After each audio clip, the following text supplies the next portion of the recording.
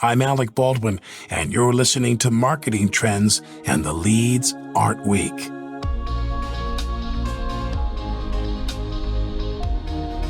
Welcome to Marketing Trends. I'm your host, Jeremy Bergeron, the Vice President of Media Strategy at Mission.org.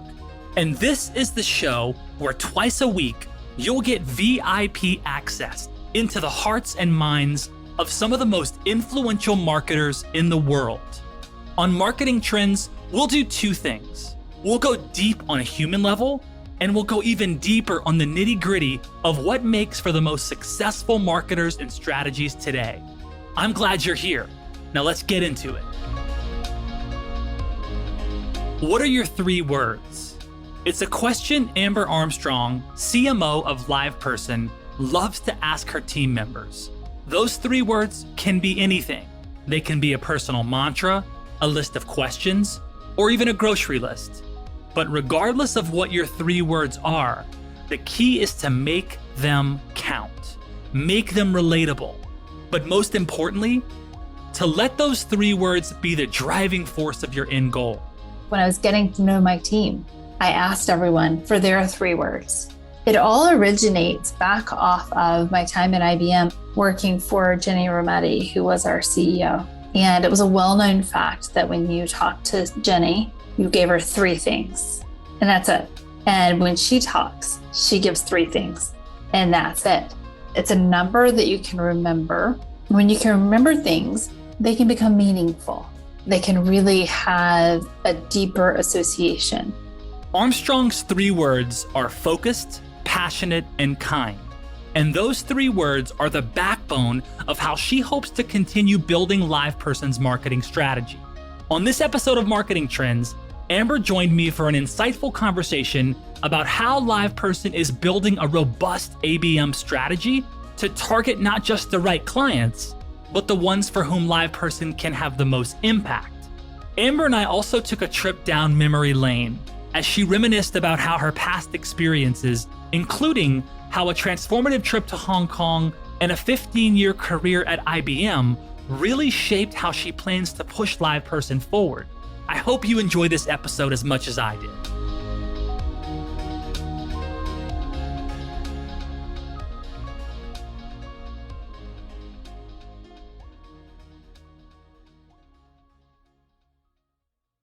Hey everybody, welcome back to Marketing Trends. This is your host, Jeremy Bergeron, VP of Strategy here at Mission.org. And today we're speaking with Amber Armstrong, the Chief Marketing Officer at LivePerson. Amber, welcome to the show. Thank you for having me. So dope to have you on the show.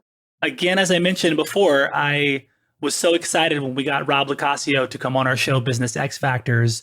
Fast forwarding now, I was like, who is their CMO? And I saw Amber is their CMO, fellow Austinite. So thank you so much for taking the time. I'm personally really excited about this one specifically because you're in Austin, you have this really cool background, and you're in your first 100 days or so as the CMO at LivePerson. Yeah, it's been a fast 100 days for sure.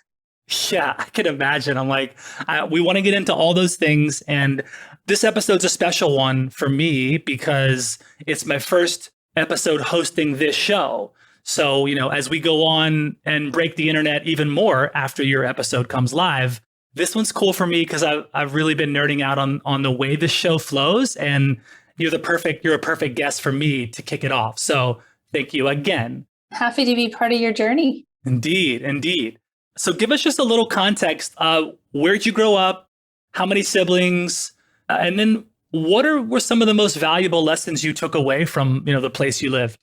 So I grew up in Lancaster, South Carolina, which is just south of Charlotte, North Carolina. So I oftentimes will tell people I'm from the Charlotte area because it's so close.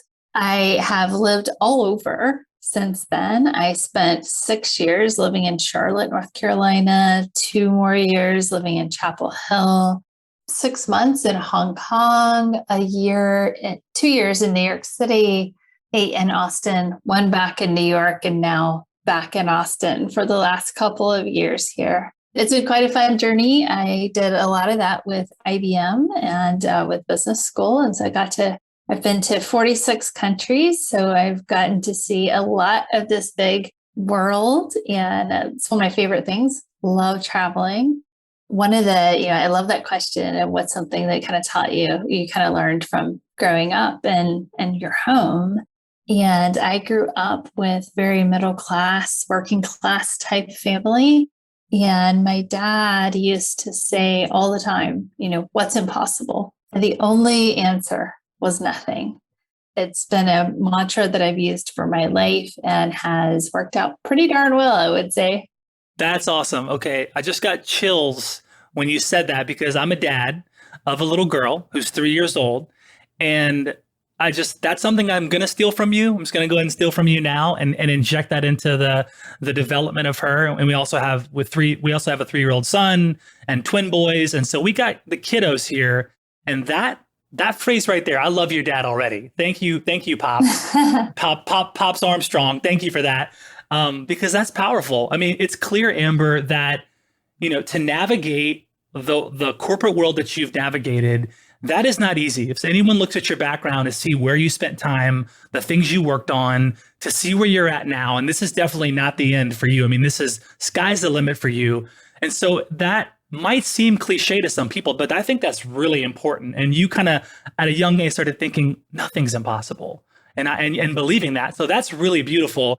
You've said that your personal mantra, focused, passionate, kind. Okay. Easy things to say, not so easy to implement in real life, in my opinion. So tell me about the backstory on that. Like, how did these 3 things become your mantra and how have they really helped your career as a CMO? Yeah, absolutely. So in part, the 3-word idea, and I really stuck to 3 words, both in lots of things. We can talk about it, how it actually impacts our marketing strategy here at LivePerson. And I can talk about it also from the perspective of when I was getting to know my team. I asked everyone for their 3 words. It all originates back off of my time at IBM, actually, and working for Ginni Rometty, who was our CEO. And it was a well-known fact that when you talk to Ginni, you gave her 3 things, and that's it. And when she talks, she gives 3 things, and that's it. And it's a number that you can remember. When you can remember things, they can become meaningful, right? They can really have a deeper association. If I told you my 10 words, you wouldn't believe half of them, right? Because you're like, what? But these 3, you can just say them again and again, and they really stick with you. The reason I chose those 3 is because they are important to me personally, but I also know that when I'm at my best, I am those 3 things. And when I'm feeling out of sorts, when I'm feeling that I'm not at my best, I can go back and I can say, which of these things is not resonating with me right now? Is it that I feel distracted? Is it that I'm working on something that I don't really want to work on, that I don't really care about, that's not part of my being and my mission? Or do I feel like I'm so frustrated that I'm having to really actively think about being kind, right? And not being short with people and that sort of thing. And I can always correct one of those things, right? You can figure out what's at the root of one of those things and make it really actionable. The way I've implemented this in my experience at LivePerson, I think is actually pretty interesting because I came into LivePerson during COVID. We're all completely remote. And I wanted to get to know the team. And so I set up meetings with my direct reports, and we all talked very intimately about, okay, here are my 3 words. What are your 3 words? And I love to not tell people I'm going to ask the question because I think you get the most kind of authentic answers in that case. And then I went to their teams, and we all had group meetings with their teams, and we did the same thing. And we talked about, here are my words. And then everyone went around and said, here are their words that they are really feeling, that are really important to them. We then took those words and put them into a graphical design that's representative of who we are. And it's great to see, and it's inspiring to see how we all ambitiously show up to the world, and so much similarity in the things that really connected us as a leadership team and as an individual contributors as well. Wow, that's beautiful. So cool. So let's back step a little bit and just, first off, like, how did you first get started in marketing? Yeah, I started my career outside of undergrad working for what is now Wells Fargo First Union at the time in sales. And I was like, this definitely is not for me. And I considered going down the path of trading and just like, this just isn't like, I didn't feel it was creative. I didn't feel that it was strategic and how I wanted to kind of be and show up in the world. And my undergrad had been in marketing. And so I decided to go get a job in tech and marketing. I am nothing if not intentional and decided, yep, tech is where I want to be and marketing is it. And I really stayed from that point for my the second job I took out of undergrad. Ultimately, I decided to go back to business school so that I could go to a larger company. And I came out working for IBM, obviously a very large company. And I had just a great ride at IBM. I got to have many different careers inside of the almost 15 years that I was there. And it was incredibly impactful. I learned a ton. And then I decided, I'm ready for something different. And I want to take all these things that I've learned and really apply them in a smaller space. And that's how I landed at LivePerson. So you attended UNC Chapel Hill where you got your MBA in marketing, right? Yep. And then you went on to Chinese University of Hong Kong and then part of this kind of MBA exchange program. That's pretty interesting too. I mean, what about that experience? Like, tell me about that experience and kind of what you gained from that, because that's a long ways away. And then to kind of bring some of that experience back. And yeah, I would love to hear some of that. Yeah, there's, all life always happens in the moments you don't expect it. And my best friend Megan and I were sitting in the B school cafeteria and we were saying, gosh, some of our friends are going off on exchanges. We should do that. But if we're going to do it, let's not go somewhere we'd go on vacation. Let's go somewhere really different. And we picked Hong Kong.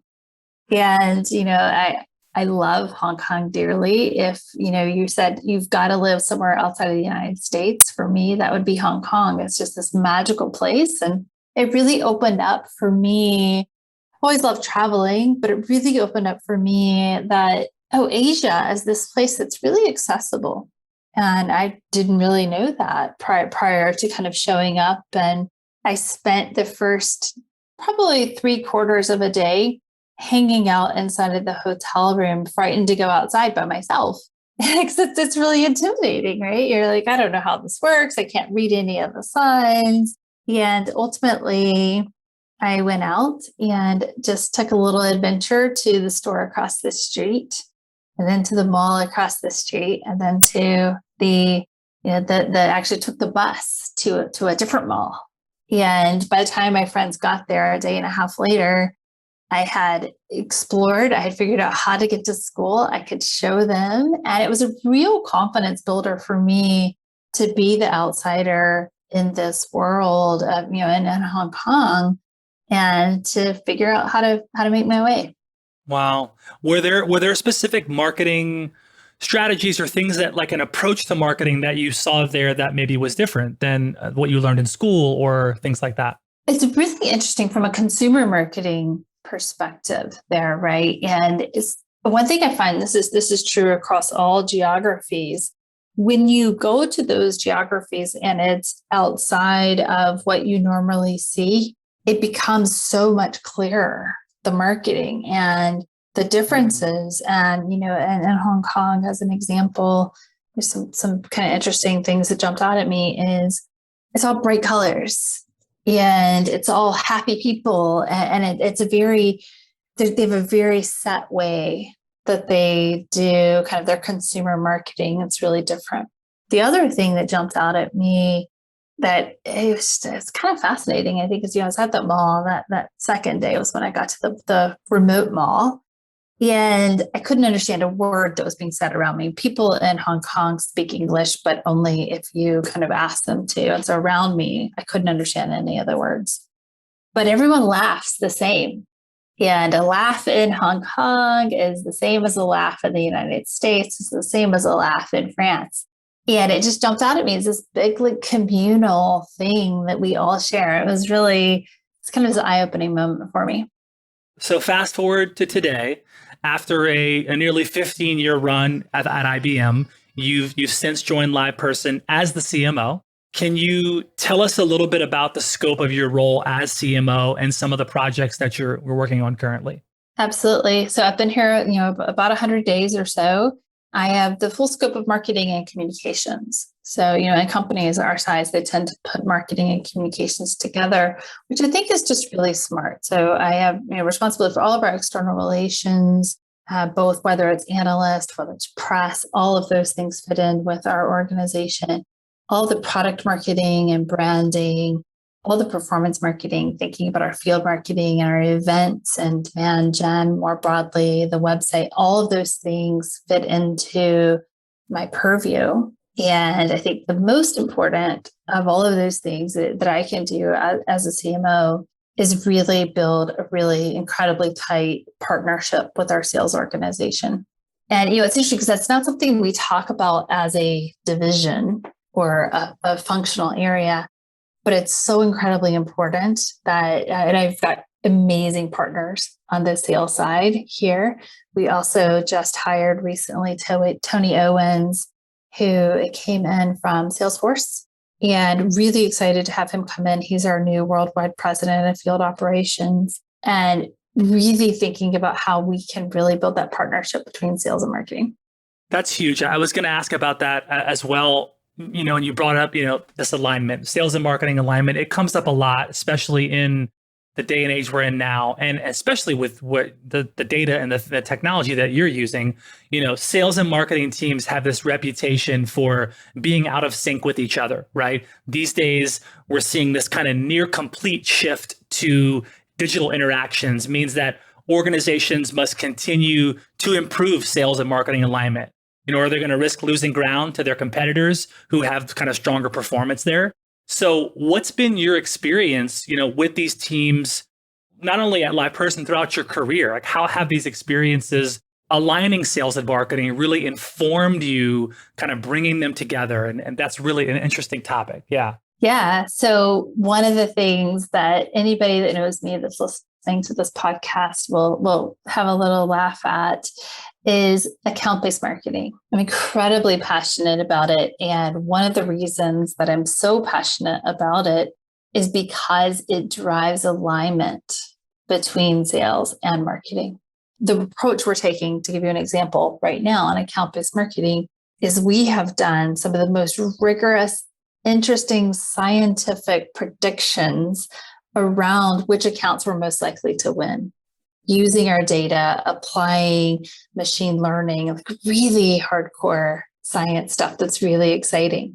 We then have said, okay, sales team, let's really talk about the priorities you have for the geographies you want to reach, and give us the accounts you think that we should be really focused on. And then what I do is I then go and say, okay, I'm only going to make investments in these accounts. And so it really gets that alignment and gets us all working from the same page. And then we supplement that by third-party data. We're using Sixth Sense to come in and say, here's who's actually in market right now, and to really prioritize within that list. It's going to be about 19,000 accounts. And by going through a really slow, very intentional process on selecting those accounts, that's going to set us up for alignment every single step of the way down the road, because we've already made the tough choices. We've already had the discussions of, should we be doing marketing in this particular country or not, right? And because we've made those, we don't have to keep having those conversations down the pipe. Yeah, it sounds like that alignment piece is already top of mind for you and the team, which is it's going to mean more growth for LivePerson, as well as, I think it was last year, you're up 31% year over year growth. I mean, the company's doing amazing. It's that intentional focus on account-based marketing, which is also something that we really want to see brands talking about more. And so you're already in that same vein, which is great. You're just at the 100-day kind of mark in your role.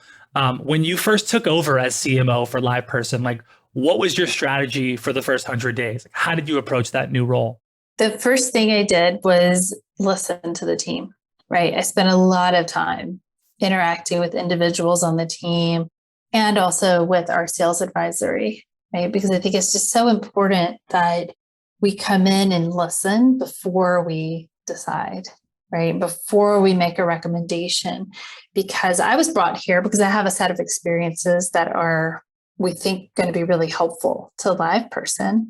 There's a whole set of people here who have a whole set of experiences that have already been really impactful to LivePerson, right? This is a really successful company. We had great growth last year. We've had 2 successful quarters this year. So being able to merge those two is the sweet spot. That's the thing that will really let us have the longer term success that we want to have. And then the next part has been lining up our strategy. 3 words, and it's aligned, agile, and aspirational. I will admit the alliteration was not entirely natural, but ultimately it ended up being one of those things that kind of helped it stick in my mind a little bit. But it's about how do we connect across our business so that we do the most important things first, right? We really work towards that alignment from a product perspective, from a marketing perspective, and from a sales perspective. We have one of the other initiatives that we are working on right now is I've just trained our product marketers and our product team on the pragmatic framework. We've gone through the product marketing training with pragmatic, and the team gave great feedback on it, but it really forces this outside in thinking and gives us all the same language, all targeted towards driving that alignment. On the agile side, IBM is a great, phenomenal example of agile marketing.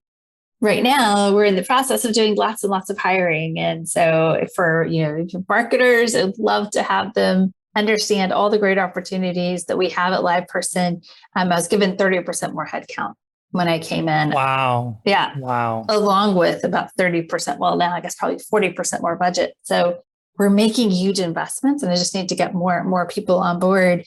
And then we're going to really move into this agile marketing framework where we work in sprints and we continually make improvements. It's just constantly moving forward a little bit by a little bit each time. And then the last one is aspirational. The way we talk about our solutions today, we have these amazing solutions. And we're really good at telling you how these solutions are really great. What we're going to start doing is thinking more of how we connect that to the challenges that the audiences are trying to solve. And so we're working through repositioning and rebranding, and how exciting to be able to come into a company that is so open-minded. So we talked about the growth. Obviously, it's been great, with you and Rob and the leadership team there at the helm. I mean, I've been telling my friends, I'm like, pay attention to LivePerson. Don't sleep on LivePerson. They are not slowing down. I also saw that there's this expansion into new verticals, healthcare, crypto, which I believe fall in some of your background at IBM as well. So why are these 2 verticals so important right now? Yeah, healthcare. I mean, gosh, is there anything more important to any of us in life in general, but especially in this moment? And so the healthcare has 2 angles to it, actually. So one of those is we have a solution that it's a bot that is via an app that helps companies bring their employees back into their locations. So a bank, for example, can use it and offer at-home COVID testing, help them through the process and give them the ability to report back their results, and then come into the office knowing that they're going to be able to keep everyone in that office safe. So that's one aspect of the healthcare side. The other aspect of the healthcare side is much more tied to how you think of our traditional business, where we are working with enterprises and smaller businesses. But in this situation, I'll focus on the enterprises to help them engage with their consumers in a way that the consumers actually want to engage. No consumer wants to call and sit on a 1-800 number forever and wait for somebody to respond. Also, if you really are honest, agents that are taking those calls aren't that excited about it either. And so what we can do is through messaging and the platforms that we have, we can really connect healthcare providers, in this example, banks, travel, all of these different verticals. We can connect them with their consumers and have that interaction happen in a way that's exactly like the consumer talks to a friend. You're just messaging back and forth. You don't talk to your friend and then sit there and wait for 30 seconds to a minute until your friend responds. You talk to your friend, and then when they get a chance, they respond back to you and vice versa. That's what we do. We help this asynchronous communication happen. Now, crypto is super interesting, right? So we just signed this deal with Consensus and Metamask. And what they are trying to do, what they're doing is changing the way the finance works. And it's empowering these set of people to really have ownership for how their money works, the returns that they get. And it's just an entirely different way of working, which is great. Why should we apply the old ways of interacting with consumers to this new model? When you talk about people in crypto, they're talking on Discord. They're talking in different ways other than just on a website, as we tend to think about it in a B2B or a B2C type of environment most often. So let's go where they are and let's help them with messaging in the environments where they are and give them a way to interact with their consumers that's as innovative as their businesses. So clearly those two areas are going to be very interesting to watch as well. Those are two areas I know for us as an organization, we pay attention to as well from an industry of how they're moving and how they're utilizing technology. And so I love it. You said Consensus and Metamask. Is that right? Mm-hmm. Okay, cool. Awesome. We talked a little bit about we've seen this profound change in these B2B organizations where professionals are no longer meeting face to face. There's there's some hybrid, sometimes it's not. And there was a recent McKinsey survey where there was like 36,000 or 3,600 B2B decision makers finding that the majority of them preferred remote, human interactions or this kind of digital self-service play. So now you're seeing this happen a lot more. I'm curious how, with this digital first models in place, how is LivePerson adapting to those changes? Really glad you asked, because it's actually super interesting, right? Because when people want to connect digitally, that doesn't mean they don't want to connect, right? And I think there's a method out there of commerce today that is, give me what I want when I want it as quickly as you can with as little interaction as possible. And that's great. In order to be able to do that, you actually have to really understand what people really want. In this world where, cookies are going away and we're going to have to figure out how do we get to know consumers, web visitors, whatever kind of context you want to put them in, whether it's a consumer or a B2B. How can we get to know these audiences and help them along their journey in a way that's not intrusive? One of the ways we can do that is through messaging and conversational AI. When someone starts a conversation with you, it's naturally intentful because I'm telling you what I want. It's also consentful because I've chosen to speak to you. And so with those two things, it's a huge way to innovate around not having cookies and not having all of this kind of third-party data. So you get your first-party data.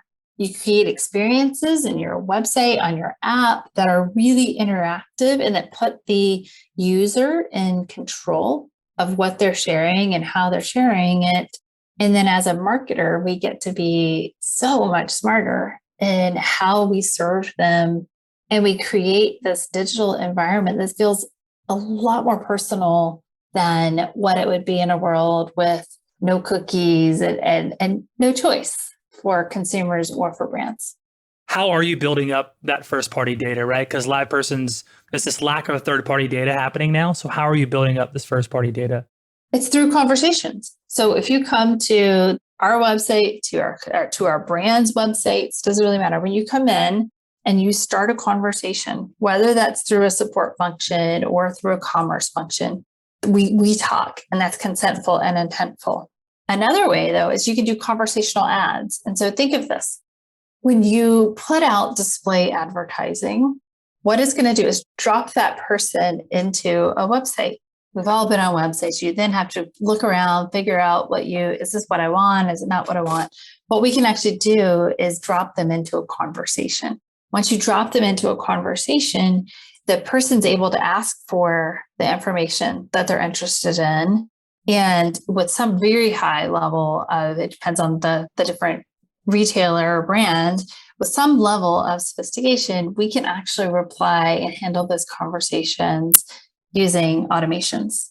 All people want is an answer to their question. They don't care if there's a real person sitting on the other side of it, as long as it answers their question, right? And so then you can start to mine that data to really understand intent and tone for, this person came in and they were really frustrated about something. And by the end of it, they're, thank you, this is great. And then we measure that change in tone, and that tells you how well is the bot working? How well is the agent working, right? All of those things have the same kind of measurability.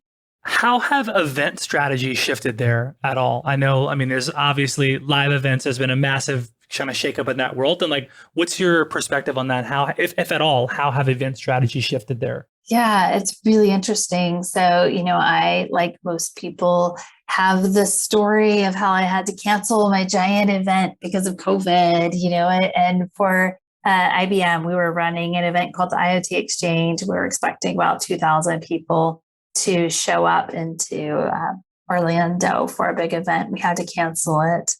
And we did something really interesting there. We moved to an academy format. And we took the content that we were planning for that face-to-face event and we digitized it. And it's really interesting because there was this kind of light bulb kind of moment where our leadership team says, well, you already have all the presentations. Why don't you just put those online? It's like, that actually doesn't work, because we now have to tell a different story than what we were going to tell them. And we have to understand that this person, instead of sitting there with us and being captive for an hour, is maybe going to give us 15 minutes. And they're also going to be doing something else at the same time. And so how do we rethink the content? And so that was a big change that we had to go through to really rethink our content in those events and make it interactive, make it much more net than it would be in a longer form kind of environment. We then did something that, I think I've seen other companies do really successfully as well, to just shrink the events immensely. So, going from this really large format event down to very, very small scale events. At LivePerson, it's really interesting. I haven't had the pleasure yet of going to one of our amazing face-to-face events, but these are red carpet events. These are spectacular events. And we actually just last week decided we're going to pull back. We were planning to host another one of these in October. We've decided it's not time. We think there's especially with Delta and all the kind of changes that are kind of coming out here. Austin has a really terrible situation, as I think you probably heard this weekend. But what we are ready for, and what our brands have shared that they're also ready for, is coming back to small format dinners. And so we're doing a series of dinners that will be around the world and will be inclusive of customers. So all of the customers we were going to bring to Miami, we're going to have them host a dinner in their city with no more than 20 people, probably even getting down to 10, right? And these are going to be really high-end, very connecting events. And then we're also going to do a series of showcase events once a month that focuses on a specific topic that we would have talked about in our Miami event, and bring those virtual audiences together for that as well. So we're hoping the hybrid approach, we'll be able to continue with the small format dinners. The ones we've done so far, we started them back in June, and we basically had to turn away attendees. And so we're really, really excited about it. And so hopefully, things stay at a point where we can keep doing that. Wow, that's amazing. Cool. So, changes in customer priorities, they should lead to changes in strategy. So what changes are you seeing in terms of, solving for intent? And, are you noticing that you have to rapidly change anything in terms of buyer behavior now, right? Are you seeing things really drastically shift in this world that we're now in and seemingly not moving away from? Well, I think for sure, if you think about consumers, we deal with lots of retailers, right? So that's one of our major verticals.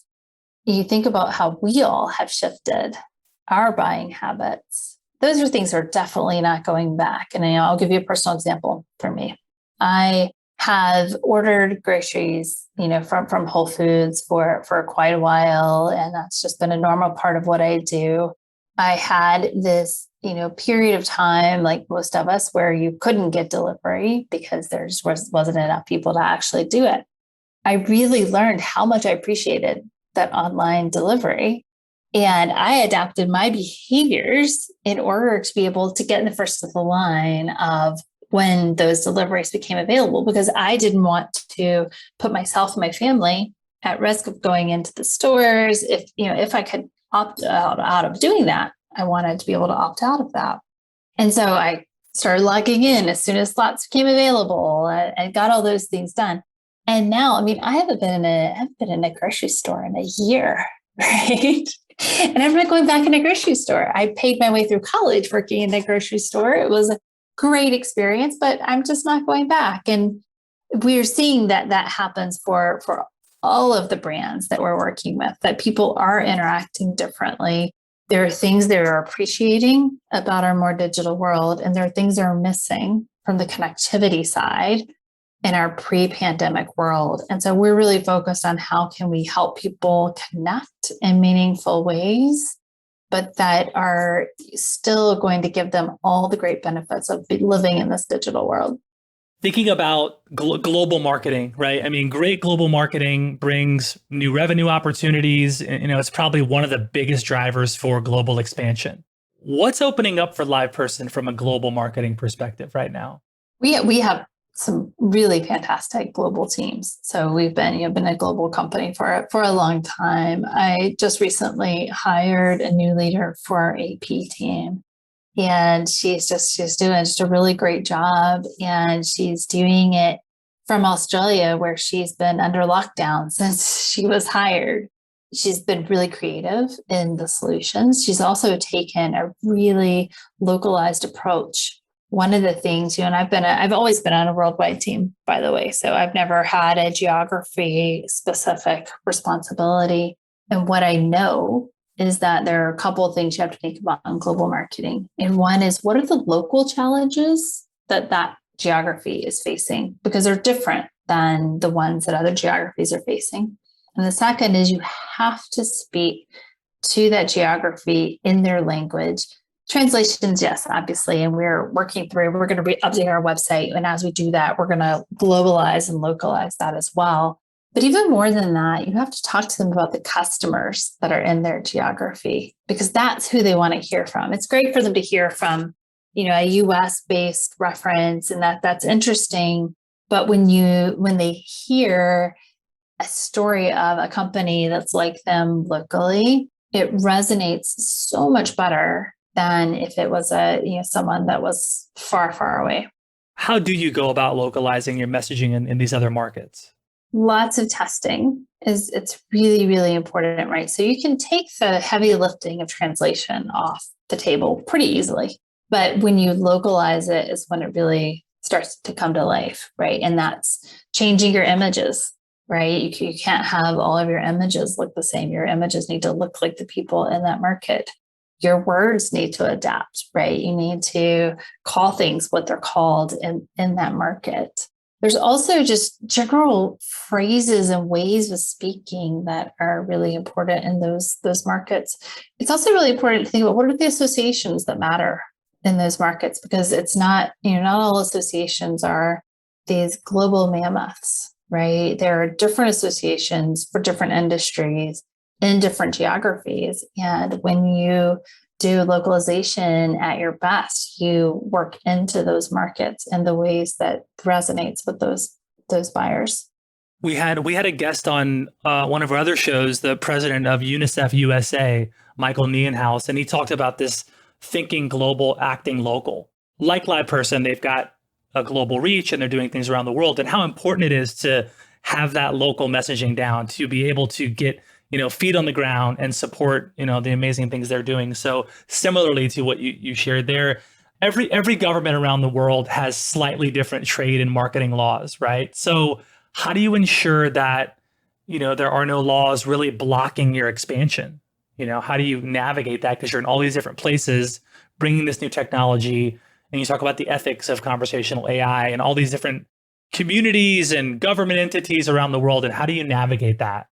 I think you have to follow the privacy laws. For as an example, to take one of those areas, you have to follow the strictest implementation of those.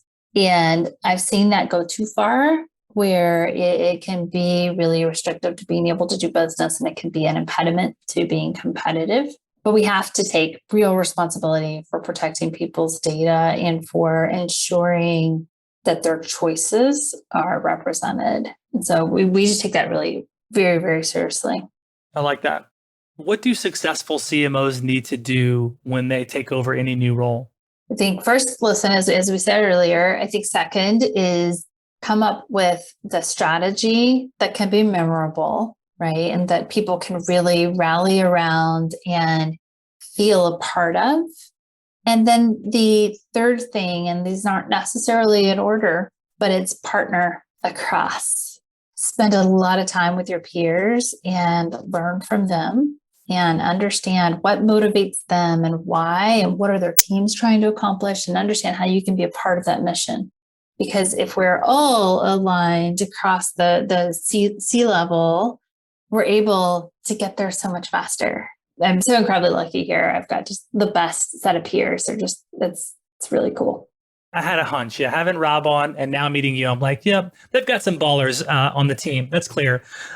So how should AI fit into a marketer's marketing strategy, right? How can AI currently being used in the marketing world be improved?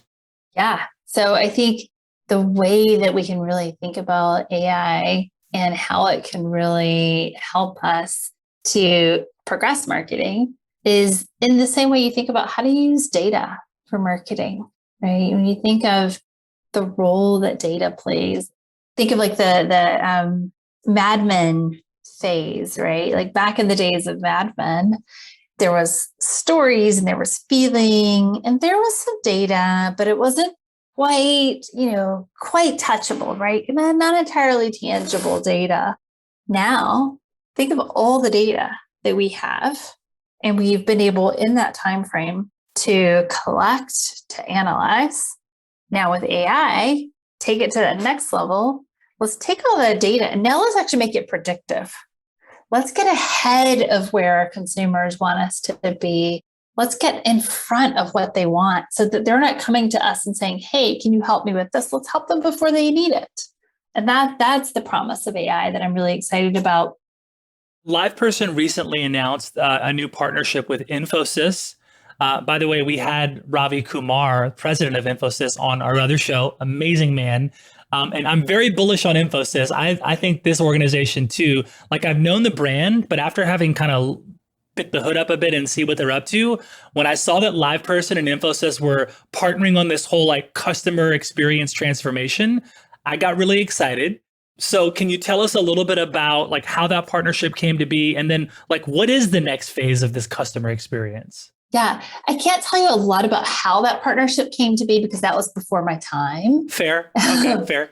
But I can definitely tell you that we're really excited about it and thinking about how we go to market jointly on these. Because Infosys, lots of our partners, right, have this really great capability and this extremely exciting set of customers that are trying to solve customer experience challenges. We believe that with Infosys, they can come in and really help on the strategy and the thinking and then put our technology to use. They're amazing at actually using our technology. The great thing, and I know any B2B marketer, B2B SaaS marketer out there will agree, when you use the full set of technologies to their max capabilities, you get the best outcomes. Infosys is a great partner that is able to do that, right? They understand our technologies in full and are able to deploy those to the max for their customers. So it's super exciting. I love that. Again, that's another one for everyone out there. Like, just pay attention to Infosys and LivePerson. What that collaboration is powerful. I already know. So, well done to the LivePerson squad on that. When you're thinking about marketing and selling, LivePerson to a large enterprise, right? What stakeholders are you focused on reaching and influencing? Yeah, well, it's a super interesting question, and it's changing, right? So historically, we've sold primarily into anyone that's dealing with a contact center. So think of customer care, right? And anyone in that kind of a space. What we're seeing is that it's shifting to those audiences, plus the chief digital officer, right? So thinking more along those lines, we always have worked closely with the CIO office inside of our clients. And now it's really shifting again, so that we're also talking to marketers and sales leaders and really helping them think innovatively about how they can drive revenues with their clients in ways that put clients in the driver's seat. Yeah, because it seems like I'm hearing a lot also about like revenue operations. There's like communication operations, marketing operations, revenue operations, which is becoming a little bit more to the forefront. Are you finding that as well in some of your interactions?